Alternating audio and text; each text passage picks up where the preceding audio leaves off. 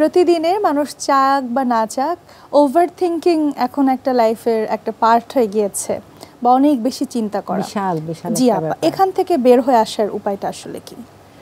আসলে আমরা যদি ইসলামী দৃষ্টিকোণ থেকে চিন্তা করি সেটা একরকম, আবার বাস্তবতার দিকে যখন তাকাবো এটা আমরা দেখব যে ঘরে ঘরে অনেকেই, বিশেষ করে যারা পড়াশোনা করছে তারা, আবার যারা অনেক বেশি চাকুরিজীবী, আবার বা এমন কোনো কাজে আছে যে যাদের ভবিষ্যৎ নিয়ে খুব বেশি ভাবতে হয়, তারা কিন্তু এই চিন্তায় থাকে। এবং এই চিন্তাটাই যখন করতে করতে করতে করতে এমন একটি পর্যায়ে চলে যায়, তখনই কিন্তু এটা ওভার থিঙ্কিং হয়ে যায় এবং অতিরিক্ত বাড়াবাড়ি চিন্তা। এবং রাসূলুল্লাহ সাল্লাল্লাহু আলাইহি ওয়াসাল্লাম কিন্তু একটি হাদিসে আছে যে তিনি আল্লাহর কাছে পানা চেয়েছেন অতিরিক্ত দুশ্চিন্তা, ঋণগ্রস্ততা, মানুষের উপহাস ইত্যাদি থেকে।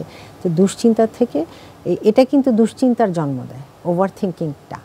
কাজে ওভার থিঙ্কিং যখনই হবে আমাকে আসলে ওখানে নিজেকে থামাতে হবে, এই চেষ্টাটা করতে হবে।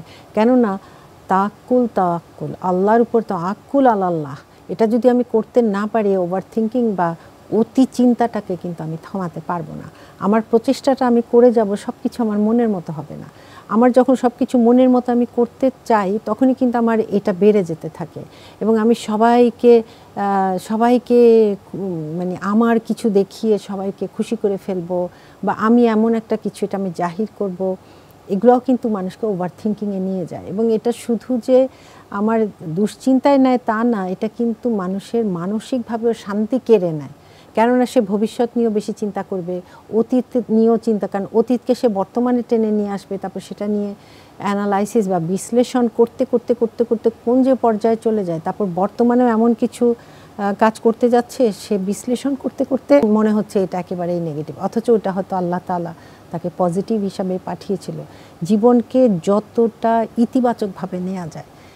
এবং আজ সকালে উঠে আল্লাহ তাআলা আমাকে যা যা দিয়েছেন, আমি যে সকালে উঠতে পেরেছি, এই নিয়ামত, এগুলো চিন্তা করে দিনকে যদি আমরা শুরু করি, বিশেষ করে আমরা তো নামাজের পরেই দিনটা শুরু হয়, তারপরে সূর্যটা উদিত হয়, তখনই কিন্তু আমাদের নিজেকে নিজে বলতে হবে কোনো অতি চিন্তা নয়, তাওয়াক্কুল আলাল্লাহ, ছাড়তে হবে আল্লাহর কাছে।